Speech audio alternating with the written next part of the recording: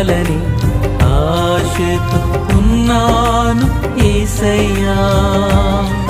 నీతోనే నేను ఉండాలని, నీతోనే నేను నడవాలని ఆశతో ఉన్నాను యేసయ్యా.